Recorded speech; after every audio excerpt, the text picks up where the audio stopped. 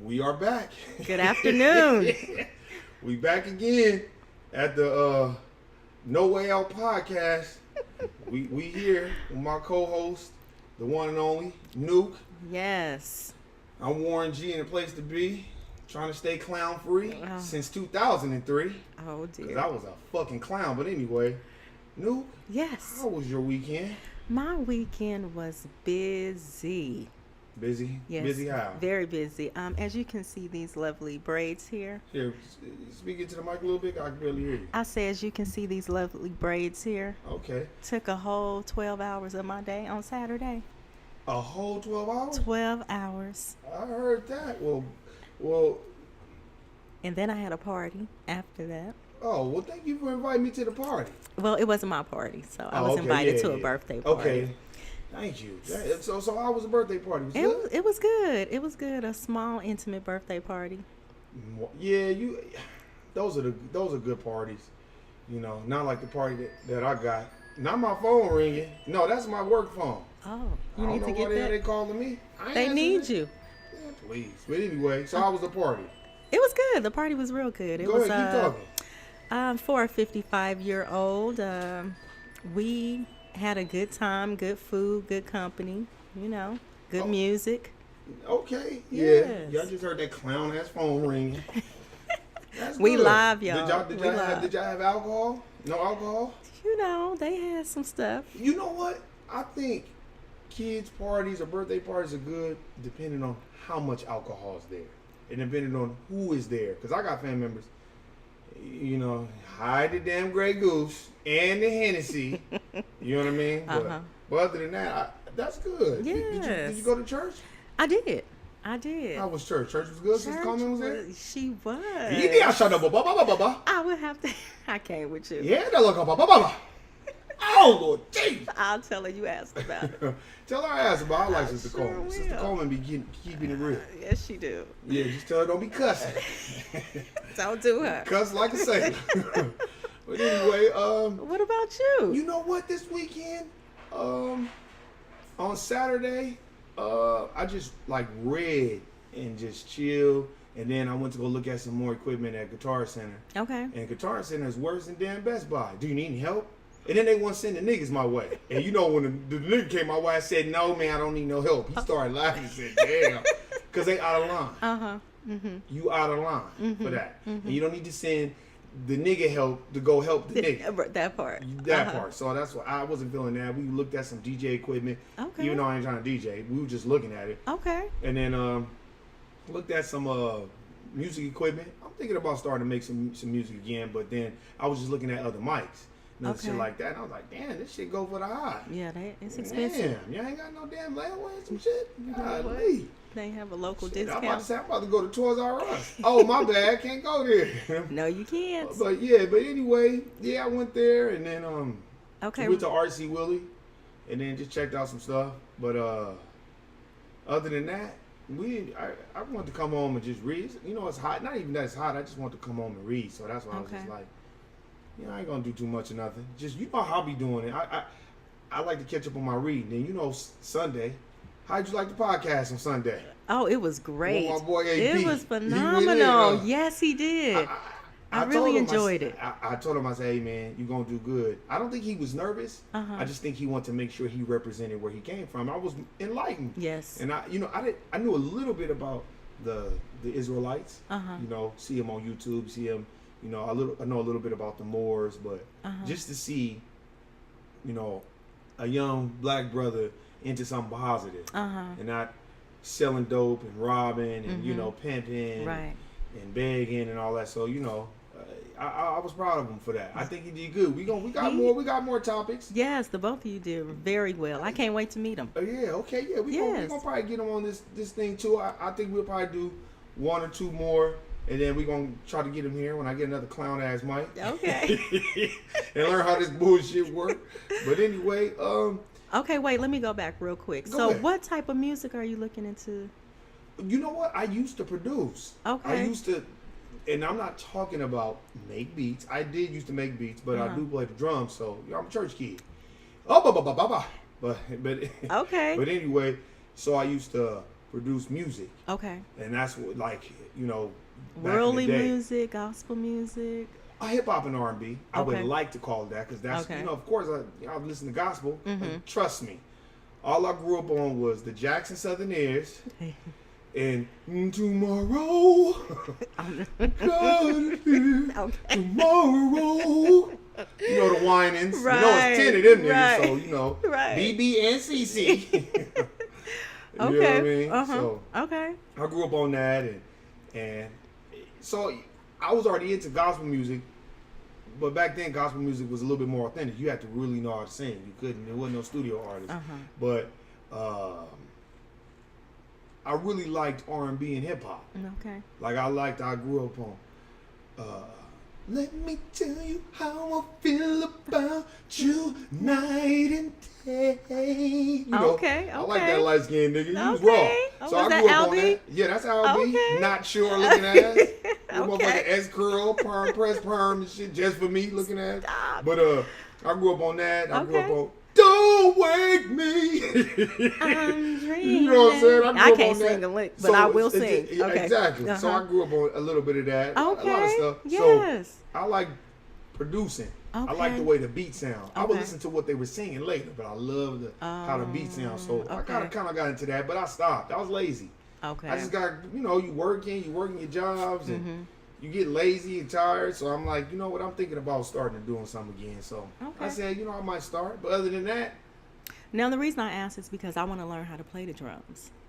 oh, I can teach you when I get my lazy ass up and start. I thought about buying a drum set, but man, I'm like, where the fuck am I gonna put that shit in the damn garage? I want to buy one, but I don't have anywhere to put it out. Thank you. Where am I supposed to put it in the backyard? So somebody could take a tom-tom and a foot pedal? Right, And that right. shit is expensive. Right. It I ain't know. like they selling them for $200. I know. So that's why I'm like, you know, I don't know. Then Guitar Center, what they could charge the nigga up the ass, they too damn high for me. So I'm like, I don't know. Okay. I thought about doing it. Then I thought about getting it. What I really want to do is just get an MPC, a new one, and just start making music that way. So I thought about doing it. Okay, so when you make this music, are you going to send it to an artist, or I mean, what are you going to do with it? You know, I'm thinking of, first of all, I'm going to make some music so we can have some music playing in the background. Okay. When we, you know, Okay. do this podcast. And I thought about just putting it on SoundCloud and seeing what people. I used to do that back in the day. It used to be called mp3.com. Okay. Damn near 20 years ago. We Okay. had a site. It was me, my Jewish homeboy Zev, and this other Caucasian dude named PJ. I forgot his real name, but he was like a junior. Real nice Caucasian family. Okay. Real nice. But yeah, he was like a DJ, and he DJ'd like techno. Oh, But okay. then we all met at this introduction to recording class at Shine Community College. Okay. You know, and, Was that put on by 88? Huh? Was it put on by 88? No, it was an actual class that you had Okay. to take. Okay. So when we took this class, we kind of all, you know, we had to save while we was in the class, and he just kind of was like, man, you make beats, and I was like, yeah, I would like to. I want to start trying to make beats. He was like, yeah, I'm a DJ. We should sit down. You know, he was very bold. Okay. And then I met my other homeboy Zev. I haven't talked to him in a long time. I got a real good brother, and he was into hip hop and R&B, Okay. real tough. Okay. So he was from Chicago. He's like, yeah, man, I'm into hip hop. So we kind of like Meshed it. Uh-huh. You know, I was just into producers. Okay. I was that guy that, you know, you read the back of the credits, produced by the Neptunes, Uh-huh. Pharrell Williams, Chad Hugo. You know, I'm the guy that looks on the back of the cover. Oh, produced by Timberland, bass played by Bill Petaway. Like I'm Okay. that guy. Okay. So it was interesting to him, and it was interesting to me that we was Okay. kind of on the same page. So we started making music. But Okay. before him, I was in another crew with this dude named Brandon and my homeboy Sir John. Okay. And shout out to him, man. We had a crew too. We actually we performed in front of Mike P at UNLV like 16 years ago. Really? And we were so embarrassed. Where's the video footage? We don't have no video footage. I was playing the piano, which I don't know how to play. It was horrible. Stop. It was just horrible. But Mike P was a very, very nice dude. He came up to Okay. us, asked us what we did, looking forward to seeing y'all. Yeah, we look like clowns. Sir John Okay. family was there. I didn't want to tell my family, especially my brother and them, because we are very critical of each other. Very. So, you know what I mean? And shout out to my brother John with his peanut brittle head ass nigga.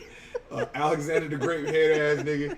You know, shout out to him because you know, I let him hear the podcast and I thought he was gonna go in, but he was like, you know, he was just like, yeah, I don't know who told you was a philosopher, nigga. You know, he gonna have to clown me a little bit. But Right, he's like, right. nah, man, y'all got good content. Okay. So I'm surprised he don't like shit. Okay, well, thank you, John. Yeah, he don't like shit. That nigga don't like, and he don't smile with people either. He talk about I don't smile. He ain't smile with none of my friends. Okay. So, but you know, he checked it out. I gotta send it to my other siblings. I know if I send it to my little sister, they gonna want to be on it. I want to be on it. That's right. You know what I'm saying? So, you know, I'll get them on there too one day. But yeah, we did the show. It was cool. I didn't tell my mom and them. But when I told them what happened, they was laughing their asses off. Well, what happened? I walked off like I was on the piano. I walked off midway through the performance. No. Sir John was still on stage performing. And I walked out the side door. I was so embarrassed. I was hitting the wrong keys on the piano. Sir John White was like, nigga, I didn't know Warren played the piano. Stop. It was horrible. You did not. It was horrible. But yeah, that's what happened. Oh, that's funny. And then that group kind of dispersed. Okay. But me and Sir John always kept in touch. The one thing that I will say, one of many, Sir John respected my knowledge of music. Okay. And he would always say, man, you talented. Mm-hmm. He would always push me. Mm-hmm. And I was lazy. Mm-hmm. I'm not going to lie. When you have a talent, don't be lazy. Mm-hmm. You know what I mean? So that was the thing. And then after that, I got into another crew. Well, I was in that crew first. It was kind of at the same time, but I just jumped around from like different crews and would make beats with different people. And then I started doing it on my own, and when I started to get a little buzz, not even a little buzz, I started giving my beats to different people. I was afraid of failure. And I was afraid of... You was afraid to succeed, sound like to me. No, just afraid of failure and prioritizing. Okay. I want to go drink and kick Okay. it. And not use that money to buy music equipment. Because I didn't want to learn. I just want to make beats on Fruity Loops. I didn't really care about other things. Because that's what their program is called. It's called Fruity Loops. Really? That anybody can make beats on. Okay, yeah. I thought you made that I up. learned how to kind of master Fruity Loops. And I just was like, I can be stuck here. But when I made a beat on the MPC 2000 when they had floppy disk. When I did still it have then, some. I was able to do that, and people was like, damn. Because even my brother was like, nigga, I want to send you this MPC because I know you'll kill it. But I'm so lazy. And he get mad at me all the time. Like when I play the drums and he play the drums, oh, he get so mad because he be like, you're wasting your talent. And you're like, you can get on the drums and literally play, and you just kind of be like, ah. You know, and that's how I was with the beats. If I would have stayed consistent, but my goal was never to be like famous. Okay. My goal was to be hood famous. I just wanted everybody in the hood to be like, man, Warren, he got skills. I don't really care about being like, it's too much pressure. Look how these people act. You know, you get on the main stage and then you just acting a damn fool. So, you know, but that's it. You know what I mean? But other than that, you know, I just took it light, recorded the podcast. Had some clown ass technical difficulties with it after, but you know, I was able to get it up, and good. I was happy that we got some pretty good feedback from it. Yes. From the people who listen. And to all y'all motherfuckers out there that don't listen, it's all good. Because the people that do listen, I'ma always shout them out and I'ma always show them love. My brother, he listened. You know, I got some 2 people at my job. You know, they listen to it. My homegirl, Big O. Speaking of my homegirl, Anita, and my homeboy, G. That's my Guatemalan homeboy. Because my nieces have Guatemalan. The niggas is my color and be like, nosotros pecate la vida. I'm like, man, what? But, you know, they speak Spanish too. They from Guatemala. Speaking of Onita, she reached out to me. I said, hey, man, you got any topics? And for anybody that got topics, you can always hit us up. We'll you know, I'll give you my email. I'll put it out there. Y'all just hit me up on that email until we create one. And she hit me up, you know, and she did say, hey, you think you can talk about this? So Onita, shouts out to you. She will be listening. She said, hey, let's talk about call center jobs and black people in the workplace and call center jobs and how they don't move up. That's the first part. The second part we're going to talk about is my homeboy's G. He came up with the topic, and he was just like, why don't you talk about degrees? And where does it get you in corporate America? So what I'm going to do is I'm going to take it and relate it to our people and how it relates. Okay, so what do you think about call center jobs in the workplace, as far as it has to do with Caucasians, Latinos, Filipinos, and Black people. What do you think about that? How do you think it's structured? Do you think that it's structured? Do you hear negative things about it? Do you hear positive things about it? What do you think? And I'm not really familiar with call centers except for the one that I worked in, and maybe a couple that I have to call into. So when I worked in a call center many moons ago, I was probably one of the only Black women there. Wow. Yes, that was a long time ago. So you already know what happened when you're the only Black person there. Yes. And you're the only Black person there. It's like, hey, Bonquisha. Did you catch a love in hip hop? I came with you. Because you know that's what they're going to say. Well, this is pre all love and hip hop Okay. and all of that foolishness. But I can tell you, from my experience, and I'm not sure what it is nowadays, it was very low pay. Yes. A lot of work. A lot of work, low pay. You didn't need, I don't believe they asked for a high school diploma No, at the because you time. just answering the damn phone. Right. That's why. Right. They don't want me to answer the damn phone. Hello? So I think that attracts a certain type of person. Not saying that you have to have a degree or high school diploma or anything to be able to succeed in that job or what have you. But I mean, that's just my experience. Now, when I call in to a call center What or do you they think? call me, And what do you think? Tell the truth. Or shame the devil, as they would I say. can say sometimes the background is really loud. Sometimes the person on the phone, Rude? yes, rude, or you may not be able to understand them. Hello, thank you for calling Sprint. How may I help you today and how may I assist you? I knew you were Because when I call clown ass Amazon, I'm like, hey man, my fire stick ain't working. Now let's go to the beginning and see exactly what the problem is.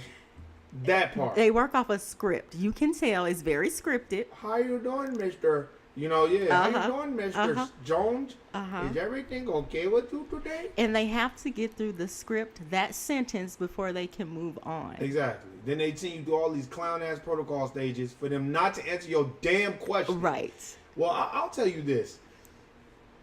Look, I never worked in a call center setting. I've heard both sides. Okay. But, just as I was, me and Onita was texting back and forth, I was just thinking, like, it is probably difficult because you probably, depending on what call center, it doesn't matter. Whatever call center it is, it's probably a lot of work. And it's probably a lot of training. It's probably gruesome training. And then let's say they're like, okay, we need you to answer 100 calls. You can answer 150 calls. And they're like, all right, well, good. You answered 150? Good, nigga. Now answer 170. You know what I mean? And don't mess up. Because if you mess up, you know what it is. Guilty, nigga. You're out of here. You out of here. And that's Right. that's exactly how they do, in those type of settings. Now, you might get a supervisor that might be lenient, and they might be like, okay, I understand. Right. Everybody, like I told you, everybody don't see what we see. You know what I mean? Like, when you are a melanated person in the United States of America, you can't just be expecting everybody to see things your way. And stop trying to, especially at these jobs, especially a call center job where you're working nonstop around people all day, every day, and they're not of your race, and they probably won't understand where you're coming from, and they might be like, so Bonquisha, does all lives matter? Or just stay away from that shit. Say, Yes. you know what? I don't even know. I don't even watch that. I'm just here to do my job and going about my way.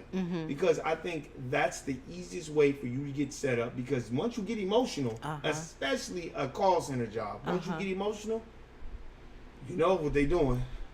They're going in there, oh my God, Sally, I'm not comfortable around Bonquisha anymore.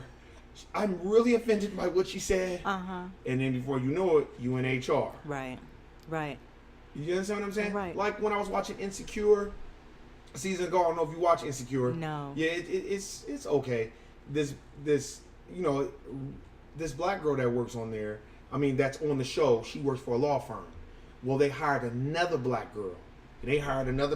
She's got braids. Now, the sister that's on the show all the time. She's a regular on the show. Mm-hmm. She's Nigerian. Okay. I forgot her name. I think it's Rita Orji or something like that. I forgot what her last name is. Well, she plays a lawyer, works at a law firm, predominantly Caucasian. Okay. They hire another sister on there. But the girl that has been working at the law firm, she's got the perm pressed hair. She dressed really nice. They hired a black sister. She's got braids. They're in their dookie braids. She's loud, obnoxious, laughing, but she's a lawyer. She tried to go in there and talk to her, and that girl was like, I'm not switching up my style. And guess what happened? After her not switching up their style, they showed the clip of those Caucasians walking that bitch right the fuck out of that damn law firm. And that's another thing, too. We don't validate stuff unless some Caucasian people tell us. You understand what I'm saying? Yes. When Tim Wise get to speaking or Jane Ellen get to speaking, you know, like Anne Hathaway, she's my savior. You know, instead of just being like, okay, that's what's up. Right. You know, you tip your hat off and you keep it moving. Right. And be proud of the people that do speak up for you. Right. You know what I mean? Right. I think this too.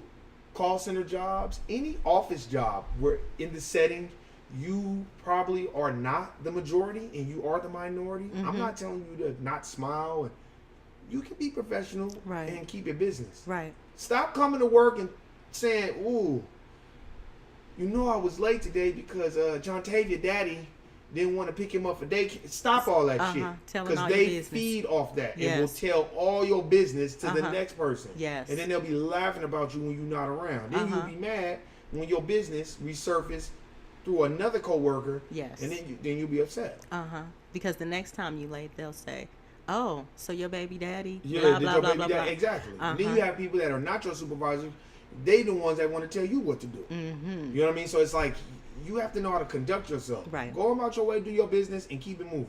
Right, because I think life can be difficult and stressful as is, and I'm sure working in a call center can be stressful, having to take so many calls within a limited amount of time. You know, so and then you may have customers on the other end of the line yelling at you, what have you. So when you put all that in a bowl, it's a recipe for. I think this is what I think. I agree with you, 100%. You're right. You know, I tip my hat off to people that work in call centers all across the world. I tip my hat off to every race, but especially my race, because don't nobody know us like we know us. That's and right. It is very difficult sometimes when people are like, so Tyrone, you only answered 30 calls. We need 50 from you today.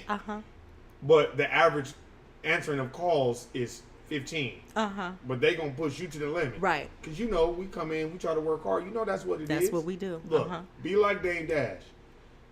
Don't wait for them to give you props. Take your props. Yes. And just say, you know what, I know I'm bad. And Right. as long as you know you bad like Mike, then you good. Other than that, don't worry about it. I just think you just got to know how to conduct yourself. You're not going to get the raises. You know that. So stop. Like, that's one. Look, I know it's tough. I get it. I know what it is. I'm not on no coon shit. And I don't eat butter biscuits. You know what I mean? But I'll tell you this. Stop. You're putting an expectation on a system that's not designed for you in the damn first place. Right. And I'm not telling you if they give you, you know, an amount that you expect. Oh, I thank you. Like, you know, like the tennis player, Right. Sloan, when she got that $1 million check and she started bucking her eyes and acting like you would have thought she was Little Miss Buttersworth's granddaughter. You know what I mean? Exactly. I'm just saying the way she was acting. I'm just like, you know, just keep your composure. Right. Right. You know what I mean? Because you have to understand too, this system is not designed for you. So that doesn't mean you get all angry. You just keep it moving. Right. You internalize it and then get around your brother and sister and discuss it and have a plan to move forward. Right. Right. And stop thinking that these people are your friends at They the job. are not your Nobody friends. is your friend at the job the No. way you think. A person, and then it's not even about being a friend. To me, this is how I look at it. I think this way. You're not supposed to go to work to be making no damn friends. It's supposed to be working. You're supposed to be on the damn phone. So pick up that damn phone and answer it. And when people try to befriend you and have these bullshit ass, non-meaning ass conversations, you swerve them. You just You know, that's all. You swerving like you swerving cones when you driving through a parking lot or something. You don't engage, because this is what happens a lot of times. We engage and then we start on this fight the power shit. Mm-hmm. Like it's our job to be explaining to somebody on the job about black people's plight. Now, an authentic question, you'll know. I've had authentic questions being asked to me a lot of times. They've asked me so many different authentic questions. Mm-hmm. But you don't get upset and, oh man, that's our problem. Composure. Right. Once you start to keep that composure, I think you'll be good. Yes. And at a call center job, as well as any job, don't look. If the minimum is 100 calls and you're doing 200 calls, don't be thinking that you're gonna get no $3 raise. Right. Right. They gonna tell you. They gonna say thank you. Thank you for your service, and here go your 25 cents, and get your clown ass the fuck up out of here.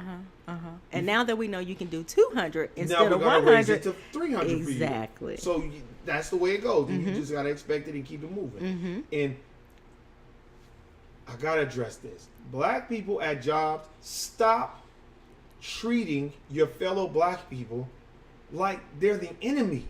Stop sizing them up. Stop going to these jobs and stop causing chaos for your other black man or black sister. It ain't that deep. Yes. Act like you're on a goddamn plantation. I was trying to get it to the big house. I said, you know, they didn't pick as much cotton as they like. Stop all that, man, because you're not gonna get anything. Right. And everybody at the job, stop that damn telling. Good snitching asses. Right. Man, just go to work, do your damn job, and go home. You'll feel better in the morning. Or making it hard for the next And person. stop making it hard for the next person to tell, especially in a call center setting, because in call center setting, you know that's all you see is damn snitches. A bunch of damn security cops with, you know, just telling on everybody for no reason. I hate that. And I didn't mean to say that I hate, because I don't hate nobody, but it's like, I hate that spirit. Right. Because everybody here to get their money. Right. So it's like, damn, what you telling on everybody for? I feel like if you have so much time to tell and you watching me so hard, what does your numbers look like? Look, let me tell you something. If you telling on me, I'm going to send your resume to the FBI. Because that's where the fuck you need to be working. Anyway. Right. Now, the next thing I want to address is this. Now that we got that out of the way. Degrees. What do you think degrees get you? And let's just say corporate America. We're not naming specific jobs. So I'm talking about in corporate America, period. Where do you think degrees in education in today's time gets you? Now, I believe... I want two parts. Where do you think it gets you, and where do you think it gets black people? Where do I think it gets me? Okay, I believe in higher education. Let me just start there. I believe for black people, it will possibly get you an interview. That's to start. I like that. It'll possibly get you an interview. Now, you have to go in and sell yourself during the interview, and hopefully you'll get hired. Yeah. Now, just because you have that degree doesn't mean you're going to be compensated like the fellow man. You're right. You know, You're you right. can have, okay, so a white person, a black person can have the same degree. Somehow, some way, the Caucasian seems to come out on top. You know, there's a book. I don't know the name of the book. I'm going to look it up right now as we speaking. But there is a book for y'all out there, and I'm going to tell y'all, it's a book that it's a scientific fact that people tend to be comfortable on people that they know. Just like when you look at our Latino brothers and sisters, because we're not going to say Hispanic, because Hispanic is not a race. We already addressed that on the last podcast. Shout out to AP with the Off the Dome podcast. That's what he named it. So, you know, but there is a book, and I am going to look it up, and it's basically letting it be known that scientifically it's proven that, you know, Caucasians tend to hire Caucasians. It's not a big deal. See, that doesn't bother me now that, I read and I have the knowledge. You're aware of it. Now, when you're younger, you like, that ain't fair, and that, right. you know, like, for instance, I'm reading Post-Traumatic Slave Syndrome by Dr. Joy DeGruy. Okay. And no, I'm not trying to make it seem like I'm some astute person and all. No, I'm a boring motherfucker that sit around and read when I'm not driving or, you know, if I'm not working or whatever. And in that book, if you listen to Off the Dome podcast, you know, with me and AP, what did I say about Dr. Claude Anderson? Racism is an institution of one group, or let's say race, that controls all the resources to oppress another group or race. Right. Now, in Dr. Joy DeGruy's book, I'm in the first stages of it. She basically says this. She went in front of a class and asked the students this. Basically, how does the Caucasian race oppress and are racist towards black people? And then they named all these things. You can't get jobs, can't get loans, can't get this, can't get that. Right. She said, now how does black people oppress white people? And I'm not talking about racial slurs. Tell me how. Silence. And she broke it down the same way Dr. Claude Anderson did, but in a different way. Because Caucasians, you have the resources. Right. The businesses. The Right. bank. Look at the three wealthiest men. It's Bill Gates, Jeff Bezos, and Warren fucking Buffett. People think it's, Micah Jordan. No. We already discussed this. Michael Jordan don't even own his own shit. Right. You know what I mean? They give him nigga shit like, okay, we'll just give you the top sales, Michael. Is that what you said? Take that. Take that. On some Puff Daddy shit. Right. But that's what we think. Because we think that's real money. No. $1 trillion market cap trading company is real money. And I think that a lot of our people, we haven't misconstrued what racism is. Oh, he called me a nigger. That's a racial slur. Right. Yes. Did he get you fired from the job because he didn't like you? Did he not hire you because you have cornrows or dreads? See, racism is an institution. And I think once our melanated people know that, they can succeed in these call centers. They could succeed in any job because they would know the rules and regulations of the game. Okay. And I think a lot of the times when we get these degrees, I'm talking to y'all. I'm not talking to my Caucasian. I'm not talking to my Caucasian brothers and sisters. I'm talking to us. Okay. We get these degrees. Now, I've met a lot of sisters that had degrees, and they are so down to earth. And I love them for that. And they don't never look down on me because I don't have no degree. But there are them sisters that be like, oh, I went to Cal State Long Beach, and I got a degree. And then they get these bullshit degrees in like African American studies and shit. And then they working right beside a nigga like me. That part. Talking shit to me. Right. But you doing the same shit I'm doing. Matter of fact, your shit is worse because you don't even know anybody. You didn't use your resources. And you're probably in debt. Exactly. And I don't even have debt. And you have hundreds of thousands of dollars of debt. To get that piece of paper for you, because let me tell you what's going to happen. It's going to be somebody who you went to school with, whose parent knows the CEO of the company or something, and they're going to be your boss. And they're going to be smoking crack in the bathroom before it's time to clock in and telling you what to do. And you're going to be mad. And then we turn around and be mad at Caucasians. Do you understand what I'm saying? Like I said, when you go, I got family members that went to school, prestigious schools with prestigious degrees, and work at places like Target. I'm just saying. It happens. Yes.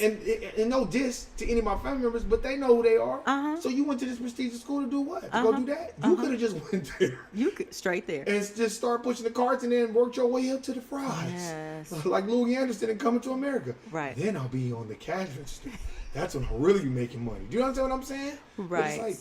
But it's like you go to school to get your education, and you go to school for connections. People don't like to hear what I have to say, but it's the truth. It is. It's the truth. You don't go, but you know why? Because niggas go to school. Man, when I went to Citrus Community College, let me tell you something. In the quad, all the niggas were fresh to death. And I love my brothers and sisters. Fresh as Nautica, Polo, Jordans, Tommy. I mean, suited and booted. G'd up from the feet up. Wow. White people, Asians, mainly Plain Caucasians, pajamas. Not even combing their hair. Yeah. They don't care because you know what they like.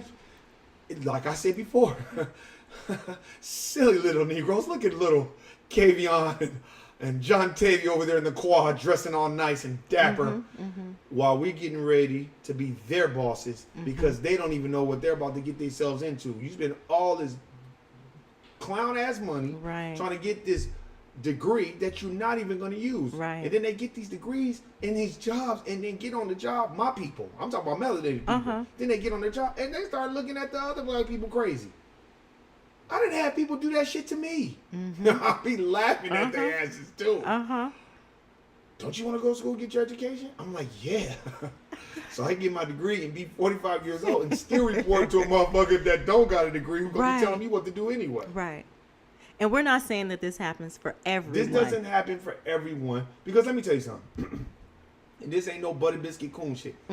Look, man, when 2000, like I said, clown free since 2003.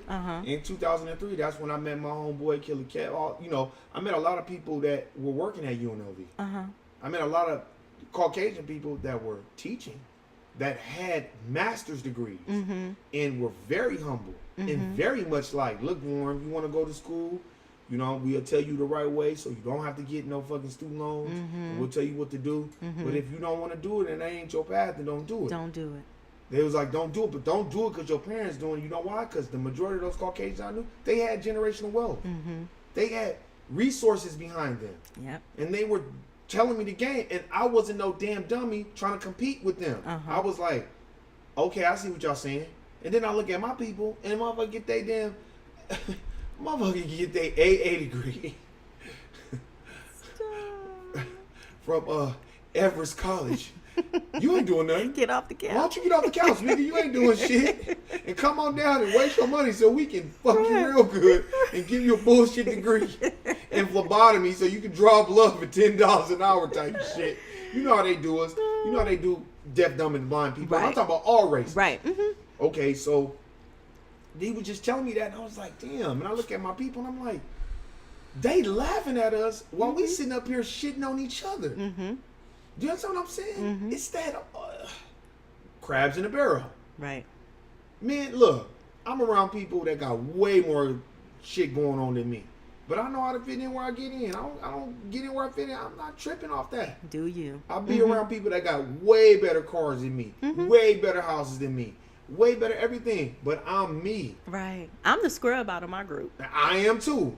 Look, I don't even have a whole lot of friends, but I'm gonna tell you, when I did that, man, they had way more than me. I've worked with people that had way more than me, but I think what would strike them about me was I was still confident. I just had my own lane and would do my own thing, and I would try to keep, because I'm not in competition with my brother. Right. I think that we think we are. That's why when we come around each other, it's what are those. I used to be that way. I used to be a fucking clown by Tommy Hilfiger and Nautica and Polo and DK Watt. DK Watt, I think we all have. Right. About me. You know what I'm saying? And for the people who got the money, do it. Right. I'm not tripping off that. Do you? Because I'm going to do me. But at the end of that day, it's like, okay, well, like Tommy Hilfiger told Nas on Hidden Colors, what are you doing on the ship? Are you like rapping or something? Performing? Thank you. Because they don't even look at us in that light. You know how many people I've met, especially Caucasians, but they're bold enough to say it. Man, I met so many white people, you know what I'm saying, that's like, you work two, you know, when I was working 2 jobs, you work 2 jobs? Wow, it's impressive. Oh, don't let them know you got a house. You own your own home? Wow, that's it. Because in their mind, like, this nigger's got it going on. He's, by golly, I think this nigger's got it. That's kind of how they think. You can't be mad at them. Right. Because look at what is bestowed upon them. They think we just like hood shit all the time. So when you show them another avenue, they be shocked. Right. You know, you tell somebody you read, if you a black man in America right now and you tell somebody you sit at home and read, it's even worse. From my own people. Look, let me tell you something. I've only had a couple instances where my sisters, I had several sisters that done gave me props. Besides you, on buying a home and not being in and out of jail and gang banging and all that. Right. I've had other sisters. I don't, I want to put their names. They probably don't want their name out there, but they literally came to me. Remember I told you that one sister? She had to check some other people, black people, because they was shitting on me. Because they thought because I'm a jokester that, oh, this nigga ain't shit. He's a cornball. He's a clown. And she had to say, why y'all laughing at him? He got a house. And then the same nigga tried to come back and tell me, well, I'm looking to get a house too. Yeah, now you want to talk to me and tell me, Uh-huh. but you just told me I was better off selling cars. I didn't have a future in what I did. That's what you told me. See, uh-huh. I was better off selling cars. Uh-huh. That part. And good thing you confident and know who you are. Because what if you didn't have that confidence? That could have broke somebody down. Look, I had confidence because growing up in LA, growing up in West Covina, growing up dealing with that, you know, we fight each other as it is. So Right. it's like, you know, once you kind of get that confidence instilled in you, it don't really bother you that much anymore. You kind of over it. But I'll tell you this, I think degrees get you places. I just think I'm tired of motherfuckers who got these damn degrees and they act just like Steven from Django. You know, who's this nigga with a horse? Because he in the big house with Master, so any nigga with a horse ain't supposed to have one. Right. You know what I'm saying? Or if you didn't take their road and go pay $150,000 to get no degree, and you ain't in debt, then they look at you. Or look at this shit. Motherfuckers be like, I'm going to Long Beach State and you only going to the community college, so you ain't shit. When in actuality, nigga, Long Beach State ain't shit either to me. Right. All these colleges got the same hustle. Right. So while you looking at somebody negatively, just be proud of them. When you get on these jobs, you have your degrees, be humble. Right. Like Kendrick Lamar said, stop sitting around here and judging the next motherfucker, especially us. We are very critical of each other when Yes, we see we each other are. on the job. I know because on my they critical of me. Yes. They used to be. They used to be, Uh-huh. and now it's a little different now. It's a Uh-huh. little different now because of the circumstances, and you know when you've been at a job a long time, it's not, you know, people kind of like leave you alone. Right. But I know how that can be. Uh-huh. So I can imagine a black person working in a call center, and then maybe it's a sprinkle of 3 more black people. Oh, y'all going in on each other. Y'all clicking up. Y'all throwing each other under the bus. Y'all going in there and Messy. you Probably. know, such and such smells like. She smells like fried chicken. You know that part. That's what you- I'm right. just saying. Right. I'm Don't sure make it up happens. anything. Right. You know, we need to stick together, and I don't really. Lift I'm each glad, other I'm up. glad my boy G, he gave me this topic. Shout out to G, my Guatemala homeboy, because you know it is a good topic. It is. Because you know we need to discuss that. Now, I ain't just saying it's my brothers and sisters that be acting like that with them degrees. It be my Latinos be acting like that sometimes. It be the Filipinos, they go get their little degree, and they be in there dry snitching and telling and looking down on you too. Yes. You know what I mean? Yes. Now the Caucasians, when they get their degree, most Caucasians that I've come across that they had a degree, to me, if they're not confident, they gotta let you know they got their degree. But if they're confident, they'll never tell you. Oh, right. They don't even care. I find that to be true. Uh-huh. They'll never tell you. They'll be like, oh yeah, I got my, like, I'm telling you, my boys that I met that taught at UNLV, I didn't even know yet. We was working at the Y. He just wanted a summer job. And one day, I used to always see him reading. And I was like, damn, man, you always be reading. And then this other Caucasian dude that worked the front desk heard me say something. He was like, yeah, that's really going to get you a good future. And I was about to say something, and then my boy, Kevin, he was destroyed him. He was like, yeah, and you're a fucking secretary at the YMCA. You know what I mean? Like, Right. you know, he was going in on him. I was like, dude, he's like, nah. He's like, then that's when he told me. He's like, look, Warren, man, I teach at UNLV. I hate pricks like that. They're self-entitled. He used to go in on Caucasian people. He's Caucasian. He's from Tampa. You know, he used to, and then everybody that I met in that program, they used to be saying the same shit. Wow. They used to be saying the same shit, and I would always be like, damn, this is crazy to me. And he'd be like, look, man, go to school because you're trying to better yourself. Don't do it because your family do it, or you think that somehow, some way, this is what he told me. He's a Caucasian, but don't think you getting your degree and somehow, some way, you're going to be better than white people. Because this they shit. I just know the difference. Because he would get into it with white people all the time. Because they get around him and get comfortable. And start talking shit about black people. And he would be going in on their asses. I've seen him do it in front of me. Or be like, why don't you say it in front of one? And then they'll say it in front of me, and then I get in on, you know, because I use my little knowledge, and they would kind of be like, oh shit. You know what I mean? Like, damn. And he'd be like, see, that's what happens when you think because he's black, he don't know shit. Right. You know what I'm saying? Right. So that kind of got my little education up a little bit. But it was just difficult to be around black people when they got their degrees and they be looking at you crazy. You know what I mean? Like, oh, I went to UC Irvine, and you a secretary. You answering phones and sending emails for your boss. That part. What'd you think about it? as his doors opening.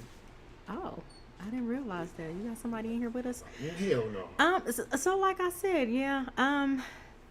It just depends on what company, who you are, who you know. Right. But like I said, nowadays I think the degree would at least get you an interview. Options. Options, yes. Let me piggyback off that. Black people, your degree, will get you options. But don't think your degree in behavioral science gonna get you the head or the COO of a company. Not happening. No. It's not happening. Dr. No. Boyce Watkins he's got his PhD in finance. He had to leave the school he was at because he was bumping heads with everybody. So it's like, don't think that. I think we have this misnomer, and it is put out. You know, I'm trying to be real. I love my brothers and sisters. Motherfuckers been watching too much A Different World. You know, I love A Different World. I love A Different World. You know, too. with all them, with Dwayne Wade. And Creed them. I mean, Dwayne Wayne, or, you know, hey, that's cool. It was a great school. But it really wasn't touching on all that student loan debt.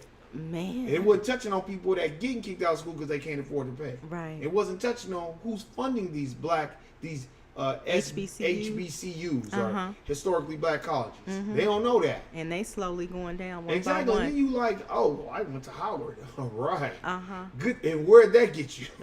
Right. You know what I'm saying? A whole bunch of debt and the bragging rights of going to Howard. And no, unless you create your own or you have a connection. It's about, look, man, I've been saying that forever. Networking. You go to school to get that paperwork and get those connections. That's what you go to school for. Anybody, I'm telling you, I got cousins, they went to school, they ain't got shit. They at their mama's house. I don't give a fuck if they do hear this shit. Call me. They know my number. I dare them to say something to me because it's the truth. You went to school and now you think you bougie and now you back at your mama's house. Right.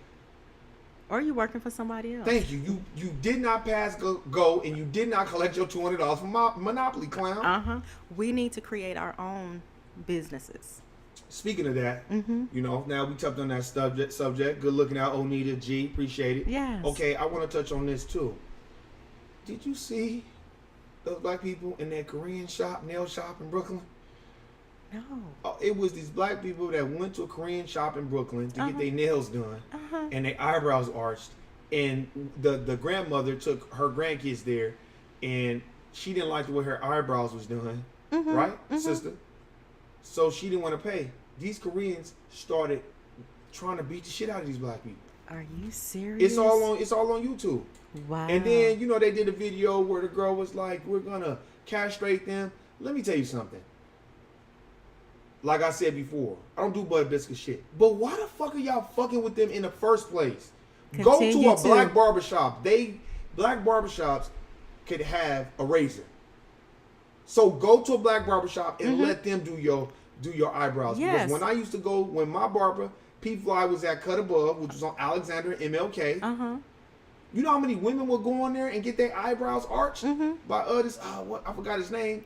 My barber wouldn't do it, but because you can have blades in black barbershops. You know that? Yes. Go to a black barbershop. Why you going to them damn Koreans? Matter of fact, y'all can put y'all money together, man. And watch, I'm telling you, we about to put it out there.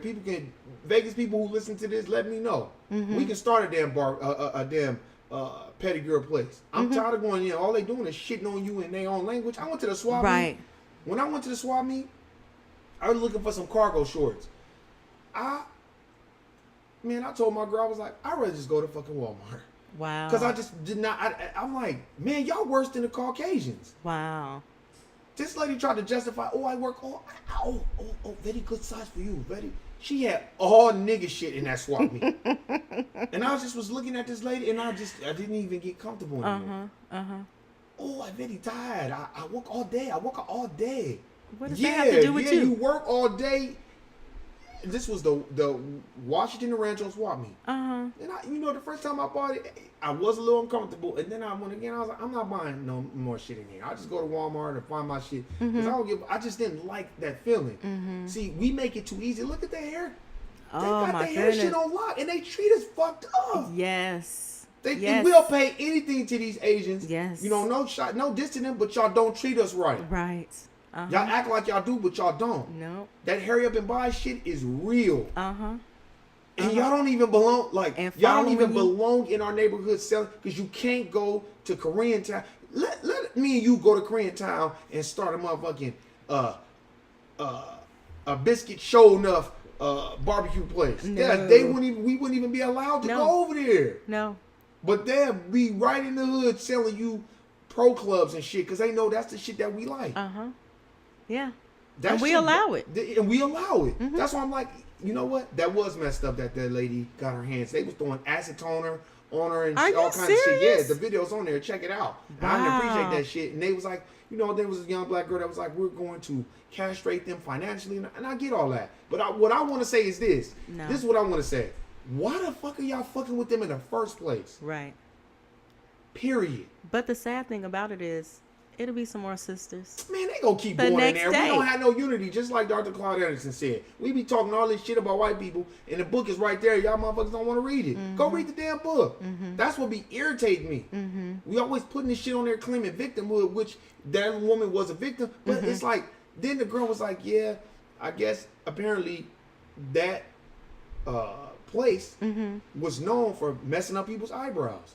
Wow. So why you going? Why you look? This is what they do. They sit you down and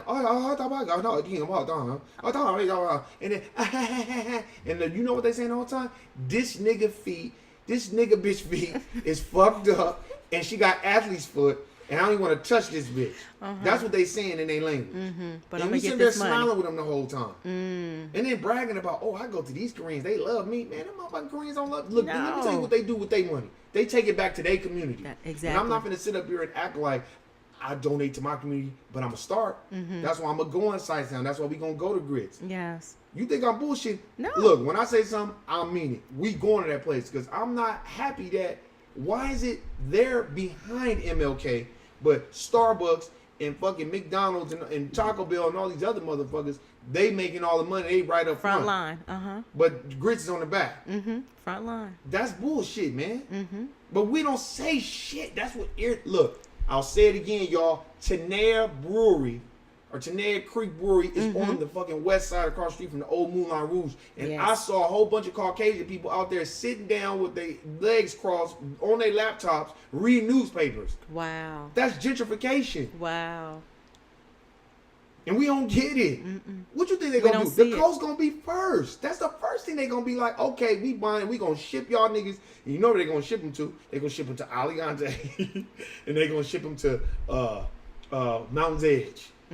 Cause you know, that's the new, like, people And thought North that was. Fifth Street. Yeah, Uh-huh. yeah, exactly. They people that live in Mountain's Edge, you know, Mountain's Edge was the shit. Uh-huh. 8-9 years ago. Uh-huh. Look at it now. It's niggahood infested now. Stop. So all the people that's over there, man, it's a million stores over there. Wow. I'm telling you. Wow. It's certain places that they're not gonna allow that, and there's certain places that are. So when those sisters went into that damn place to get their feet done, it's like, what did y'all expect out of them? Like I you ain't haven't been heard back it to that before. swap meet since, New. Since I got that clothes, I almost was like, I shouldn't even bought that shit. Yeah.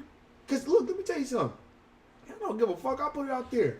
My woman is Caucasian. I don't give a fuck what y'all think. I don't care. But my woman ain't no smiling, butter biscuit serving. We don't do that shit. Uh-huh. And motherfuckers, you know what it is? And motherfuckers be smiling with her. That's Caucasian. And then when she snap on them, they be like, damn. Uh-huh. You understand what I'm saying? Uh-huh. Because I know how people are. They get to listen to and they be like, oh, I seen more. Nah, nigga, that's not me, though. I'm going to tell you right now. If you think I'm one of those black men, melanated men, that's with somebody that's not his race and don't talk about racial issues, you got another thing fucking Right. coming. You got it all wrong. Because Uh-huh. let me tell you something. I've scared away more women that way. I've scared away a lot of Asians, Latino, because they can't handle it. Because they be like, oh, you too this and you too, man, you talk about it too much. Because it's the truth. It is what it is. It is what it is. Yes. You know, and that's one thing about my sisters. Like when I would, my sisters, when I used to date before, I didn't really have no problems. It was that was never the issue. You know what the issue was? It's fucked up. It was money. It was always money, and I understand because think about it. You go to school, you get your degree, you got your, you got all your student loans, you got all the other shit. Then you got to go to work, pay for all this money to pay that back to live a decent lifestyle, because you know my sisters, we in competition. They in competition with the other sisters. Right. So they can't have no nigga that just want to chill. They want a nigga with a fresh car, fresh rims, fresh haircut, flashy, and then they want to be flashy. And this is what trips me out. They want to be, but then you in the fucking Korean pedicure place. Like, damn, why are you even fucking with them? Right. I don't. Thank you. I don't. Do we have a black? We have a lot of black manicurists. Thank you. Yes. I bet not ever see no. You know what? Now I'm gonna start riding around seeing if I see any black people, because I'm gonna go in there and be like, "Oh, what's your name?" I'll be talking to you talking about you on the podcast. Yes. Promote our shit. Yes. Stop worrying about Caucasians and every other race and promote. Look, let me tell you something. You could say all the fuck you want to say about the Latino brothers and sisters. Them niggas got unity though. Stick together. Look at them. Support each other. They support each other. Yes. My boy it's G, beautiful. my boy G sent me this video of they fired. It was on a job, like a warehouse job. Oh, they I saw fired that. One Latino. Everybody all of them walked out. Come on. And the brother, you could say he was narrating it, but that shit was real. He was on. like, "This how niggas need to be." But we don't do that. You know Nope. why? Because there's a book, the Racist Compensatory Code of Ethics by Neely Fuller. And what he talks about in one of the chapters, I forgot, is racial showcasing confusion, and how they'll give nigga trinkets to, you know, hey, little Tyrone, you like this race? Now I'm going to want you to shut up. And that's why a person like a Dak Prescott will go up there and speak highly of his boss. But everybody around should know. Y'all know how Jerry Jones is. Man. So why y'all up here acting surprised that Dak Prescott did that? I'm not gonna sit up here and be like, you a cool. Look, man. Let's get on all the other black NFL players that did not stand with Colin Kaepernick when the shit was going on, because they didn't want to read. They sitting up here thinking, oh, he's stupid. No, Colin is very informed, and that's why he knew what he was doing. Right. Like we said on the podcast, Off the Dome podcast with AB. Look up Francis Scott Keys. Look up the whole song. Don't just look up one part. Look up the whole song. Like I said before, remember I told you. Yes. Even off the air when we wasn't recording, I'm telling AP, nigga, if we made a song called Fuck Whitey, or, you know, something derogatory towards the Jews or Caucasian to the point to where it'll get bust, it'll never get played. When Kanye West said, and the white man got paid for all of that, they bleeped out the white. That's true. They bleeped it out. So why is it they can control? Because it's their shit. So stop acting like it's not their stuff. So all these people that want to call Dak, now Dak, you could have just not said nothing. That's better. I'm gonna be honest with you. On the flip side, yeah, you know you gonna, that's coonish behavior. We got some butter biscuits for you and everything. But I know the flip side. It's Jerry Jones. Right. Why y'all acting like he's somebody that's meant for the black community? Hey. Do you understand what I'm saying? All those NFL owners are for them. So why y'all acting surprised because this man is speaking up for him? That's his job. That's what. Look, he got a family and shit that he got to take care of. Right. And nothing's gonna change. And nothing gonna change. And then even this, why the hell all the other motherfucking black players didn't stand up? It was a whole bunch. Man, that NFL is 75% black people. So why didn't all y'all, like those Latino brothers and sisters from that video that G sent me? Why didn't y'all do that? Why didn't y'all walk out like that? Because you're not gonna do it. Because you trying to fuck hoes and floss and go to the strip club and pop your collar and have your rims and have you want to have a nice lifestyle. Right. So you're not gonna speak up. It's all good, but we jumping on Dak Prescott, but we're not even looking at the fact. Let's look at the facts. Jerry Jones, we know Jerry Jones don't give a fuck about no niggas. Right. Man, look at him when he up there in the damn press box. Right. I bet you this is exactly what he's saying. Boy, my niggas can run, can't they? Fast. Ain't my niggas fast? Real fast. Let's talk about the combine. That's what they used to do to slaves. Yeah. Can you pull? Can you jump? What can you do? Oh, this is a real thoroughbred nigga right here. I'm gonna have him fuck all my other slaves. They did black people how we do animals. dogs. Breed. If you got a Rottweiler, you don't want your Rottweiler fucking no German Shepherd. You want him fucking a Rottweiler because you can make some money if you got some good thoroughbred Rottweilers or pit bulls, can't you? So we got done like animals. But when we speak up, it's a problem.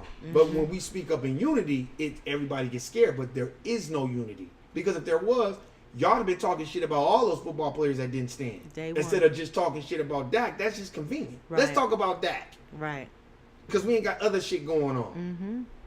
That's Well, so true. why some sisters is getting the hell beat out of them and get acid thrown on them in Brooklyn. And we sitting up here and then nobody has called to the force. Why don't y'all just stop fucking with these Asians anyway? Right. Leave them It's alone. nothing new. It's been going on It's nothing forever. new. That's why I don't like going to liquor stores. That's why Me I don't either. even like Lee's Liquor. Me I done either. gave Lee's Liquor so much damn money. As he has his clown ass on the damn commercials with all these celebrities. That motherfucker don't give a fuck. It's his duty to give to the Korean or the Asian community or whatever community. Matter of fact, let's take it this far, Noop. When have you ever went to the polls and voted for president and seen a whole bunch of Asians there? Yeah, you've never seen them there because they don't give a fuck about that shit. Because they vote locally for their shit. They don't give a fuck about no damn political warfare. They don't care about that. They let y'all clowns do that. You know what I'm saying? Look, George Bush already told you when Al Gore was celebrating on the stage in '99. George Bush's cousin, who worked for CBS, was like, "Oh, we have a recall. Sorry, it's not who we think it is. We had that wrong. George Bush is now your president of the United States, not Al Gore." Why everybody acting like? Because George Bush was like this. Fuck y'all niggas. I'm out of here. What y'all gonna do about it? I'm George Bush. That's what it is. But we act like it's something else. Right. And I'm comparing it to the Asians. They ain't never liked us. Don't be a menace while drinking your juice in the hood. They even made a mockery out of it. Hurry up and buy. That's how they act. Yes. So why are you Pulling out guns. Thank you. Yes. So why are you acting brand new like you didn't know they was gonna do that? Right. Right. That's why I don't do no smart like business wise. I'm telling you, when I went to that swap meet, man, my girl tell you, man, watch. I'm gonna have her tell you, man. I'm telling you, I was like, I kind of low key, I like the clothes, but I was like, I low key don't even like fucking with this lady because I just didn't like her vibe. It was just like, yeah, dumb nigga, Hurry up and buy. hurry up and buy. Or go. Or go. You know what I'm saying? And then the other Asian, they were just, look, this ain't no diss on Asian. I'm just telling you what it is, man, and how y'all treat black people. Right. So why? And that's your personal experience. Exactly. So, you know, And that's my personal experience, and I've seen other people do, and I've seen it do it to other people. You know what I'm saying? That's look.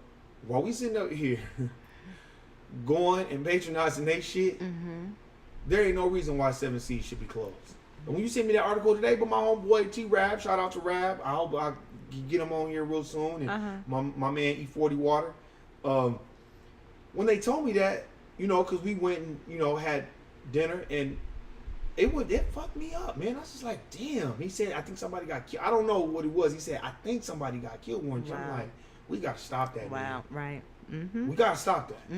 Stop all the bullshit killings and all that. Put that shit to the side. Right. That blood and cripping and all that, I get it. But let me tell you what the government does with that blood and crip shit. When they get tired of your ass, they just change the shit, say eminent domain, and run a freeway right through your hood. Thank and it you. ain't shit you can do. Nothing. And then AP had this joke called, "Oh, you're the Crips? Well, we're the contractors that's getting ready to tear up this block of yours."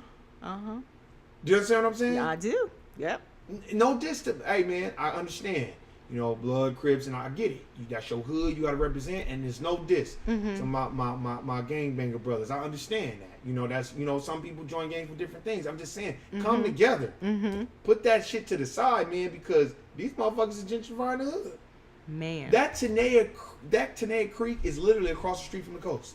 And that's crazy. If you go to Bonanza and H, it is right there on your right if you take a Bonanza East from MLK. Yeah. If you take a Bonanza West from Las Vegas Boulevard, it'll be on your left-hand side. And when I saw, I almost crashed. And they've been there for like 3 or 4 years. Yes. And I remember I text some people I knew. I text AP. He was not happy about that. He's like, that ain't cool, man. Like, we got to get it together. No, we too busy. And I get it. We too busy trying to get lost downtown and be with everybody else and move to Summerlin. Man, I worked in Summerlin. Summerlin ain't shit. Let me tell you something. Summerlin is a whole. Summerlin got houses like the house that I'm in we in right now, but it's They just cost more, right? It just costs more. Yes, but I understand why. Manicure lawns and then motherfuckers got to take care of this shit. I get the whole HOA shit. Like I told you, when I went to community college, my homeboy Tim, he was Caucasian. His dad was the president of the HOA. Where that Centennial Y is, I mean, the Centennial YMCA's and the Centennial Walmart. When I knew him, there was no overpass bridge. You had to take a dirt road to get to his house, and his dad was the president, and his dad was saying the same shit. He was Caucasian too. Wow. Yeah. And he used to fuck him up because I met Tim in a music class, and Tim, they had a 3-car garage. His dad let him turn the third part into a studio. So we'd be in there making beats all the time. Well, long story short, his dad would come in there and chop it up. And like, we would have real discussions about race. And his dad would be like, Tim would tell me, like, man, my dad would be getting on my ass about, man, don't be on that racist shit. That's good. Like that, and that's why me and him was tight. He was like, don't be on that racist shit. He's like, man, you never know who you might need. That's right. Don't be on that shit, man. That's that right. shit ain't cool. Right. And that's what made me be cool with Tim. You know what I'm saying? Because at the time, you know, I was kind of looking at him like, man, this Caucasian dude is extra friendly with it. What's really going on? But when I went to his house, I saw the studio. He had NWA on his wall. He had an eclectic collection of music. Okay. And I was just like, it kind of fucked me up. So he he's a music lover. Yeah, I said, okay, cool. But we had great conversation. So when you hear that, you know, he was just like, you know, they said, his dad was like, these rules are set up for black people to fail. He was Caucasian and told me that. How many times do we have to hear that? How many times we have to hear this shit? You understand what I'm saying? Yes. But then Tim Wise, with this clown ass, he can get on TV and huff and puff and act like a fucking preacher and be a culture vulture the way I think he is sometimes. And then people be like praising him. Oh, he for white people. He for black people. It's like Caucasians that speak out for black people, I give them props. Because it takes, I know that thing scare everybody. Because it takes a lot. But you know what? We need to stop waiting for a white savior, a Caucasian savior, and handle business ourselves. Yes. You know what I'm saying? Yeah. We don't. Where's our leaders now? You know what? I think we put a lot of pressure on our leaders. Think about it. If it ain't Farrakhan, niggas don't really want to listen. Think about it. Then you got the Dr. Umars, you got the Tariqs, you got them, but then them niggas start getting into it. Now you got to choose between Tariq. Look, I like Tariq and I like Dr. Umar. They just got different platforms. They just handle it. We don't know how to keep our business out the street. We air all our dirty laundry out, and then all the Caucasians like, oh, here they go. Look at little I can't with you. What's a black name? What's a black name? Look a little Jerome. Look a little Jerome and Quantavious arguing over some stupid shit. Silly, like I was reading in Dr. Joy DeGroove's book too, how she was just like, Caucasians know how to put their disagreements to the side. She even talked about call centers and like jobs, not call centers, but like jobs, how Caucasians know how to be cutthroat towards each other, but get along for the greater good of their check. Yes. Black people, we do not. We push, scream, tear each other down, talk shit to each other, don't take it behind closed doors and try to help each other out. Yeah. And I'm not talking about, oh no, let's get together. And the white man, I ain't into all that. Right. You know what I'm saying? That's not solving any problem. That's what me and AP's podcast was about. You're not solving no problems doing that. Right. All you doing, that's what Dr. Francis Cress Wilson says, circular. That's circular thinking. You just thinking in basically in circles. You come up with a solution. Right. If you're gonna keep talking about it, it should be, look, man, this is their game. That's what I try to tell people. Look, man, you already know what it is. Right. So when our sisters in Brooklyn is getting beat the hell up, it's like, that's crazy. Why y'all even? Okay, we gonna defend y'all in public, but when we take them in the back, what the fuck y'all doing fucking with them in the first place? Yes. Stop messing with them. Yes. We don't got no. You look at it. Look at it. We got grits and side chicks. Look at the black barbershops. Like I told you before, when I used to get my hair cut in the 80s and the 90s, everybody would come up to me and be so fascinated with my hair. Not everybody getting their hair cut like us. Not everybody, but I see a lot of haircuts with the parts, the black parts. Yes. You know what I mean? The tapers like black people. And all that. And the lines like come on, man. The first person I ever seen that I witnessed that wasn't from our culture, but that kind of was from our culture, with a fade like ours was John B. But John B had melanated kids because his wife was melanated. Yeah, because he liked them sisters. He liked the sisters. Yes. That was different. Look at Justin Timberlake. I got Justin Timberlake CDs. You know why? Because of Timberland. But we'll support Justin Timberlake, but not Tank. And Tank can sing his ass off. Man. No homo. No, not like I'm jocking. Sing. I'm jocking Tank, but Tank can sing his ass off. Yes, he can. We ain't supporting no R&B person since Genuine. Yes, he can. Now, why the hell Timberland ain't doing no beats for Tank? But you do beats for Justin Timberlake. All day long. You don't need to. Man, you are the most prolific producer besides Dr. Dre. You don't need to do that shit. You don't even need the money. If you need the money, you greedy. So you do the beats for him, but not for Genuine, for Tank. That's bullshit. I'm tired of that shit, man. Unless, is he under contract that he can't work with anybody else? No, he's not. He's just on Interscope Records. Okay. That's all it is. He can produce, because Interscope, they just gonna charge that person up the yin yang. Right. He just don't want to do it. Do you understand what I'm saying? That's the thing. I don't like that, man. It's like in Justin Timberlake, that motherfucker can't sing, but he got a good CD. And he ain't got no rhythm. Man, this motherfucker was in sync. Baby, bye, bye, bye. Yeah. Disney Channel too, right? Won't you be my girlfriend? I'll be your shining star. That bullshit. You know what I'm saying? It's just like, I'm not no diss. I got the CDs because I like the production. Like David Banner said, man, it should be jamming, but damn, why we don't bring it out? That's why. No, look, he be jamming. That's why me, T-Rab, before we went sit down, I said, man, I remember the first time Marsha was like, I remember this, one of my homegirls that worked at the city with me when I worked at the city, and we went somewhere to do laser tag, and she rode with me. I said, yeah, just ride with me. Man, I was bumping Tank. It fucked her up because I knew all the words. Man. And I was like, how do y'all not like Tank? And this Joe could sing. Yes. And Joe. Man. Joe don't get no love. None. You know, Joe said that R. Kelly was hating on him. I believe it. I believe it. I believe it. Yeah, y'all heard the dog. Yes, y'all did. That's what he said. He said that R. Kelly was hating on him. I believe that. And now R. Kelly getting it in from the PP and Boo Boo. Stop it. But anyway, I just didn't like that. But what you got going on this week? This week I have 3 parties to go to. You got 3. Hey, shut up. Yes. Yeah, you know we got the hood we got the hood dog barking right now. Yeah, niggas. So y'all niggas try to come over here. That's what y'all go get. Get big. But yeah. Oh, so you got 3 parties? 3 parties. 3 parties. Okay, well. I stay busy. Oh, you stay busy? Yeah. Yeah. Okay, well, only thing I got going on this week is staying black and dying.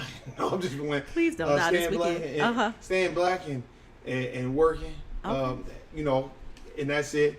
Like I said before, y'all can check us out. We appreciate y'all tuning in. This was another good riveting podcast that we had. Y'all need to check us out. For all y'all that ain't listening, and then I hope y'all listen. I want to give a quick shout out to like Onita, my boy G, you know, people like that, and one of my aunties, you know, she's not my auntie, but she's my work auntie, and that's Miss Linda. You know, Miss Linda knows who she is. She listened to it, and she said we're doing a good job. So you feel me? Oh, look at who it is. Yeah. Well, hey, any last words? No. When we gonna go to Side Chicks? When you tell me. We gotta figure out a day. We'll figure out a day. Yeah, because I'd rather have the real grits than some grits with some hot dogs cut in and some cheese. God. You know how niggas think they cook, and that's what they be cooking. You know what I'm saying? Yeah, Let's get it on the books. Yeah, we are good. We are good. Y'all send us some. I'm gonna post this on Twitter. You can find me at Warren Like These, and I'll put it on YouTube. And if y'all can, send us some topics that we can talk on. If not, we'll come up with our own topics. And if y'all do see us in person, if you know, don't be afraid to say what's up. Well, they might know who you are. They probably know who they you don't know me. But if you don't know who, You know, eventually y'all know Nuke when we go to Side Chicks and Grits. What's the place called? Grits Cafe. Grits Cafe. Uh-huh. You have the location? Not off the top of my You know head. what? It's Grits Cafe. It's on the west side. It's in 89106. It's over there by Charles I. West and by the Federal Building. That's where it is Yes. because it's behind McDonald's. So y'all check it out. Look them up. We are heading there soon. We just got to come up with a date. So I'm just letting y'all know we here to stay. Check us out. Let us know what y'all think. Yes. Y'all be sending us some bullshit. Don't be sending us some bullshit talking about, y'all need to be talking about this and trying to critique us on what we need to do. I don't want to hear that shit.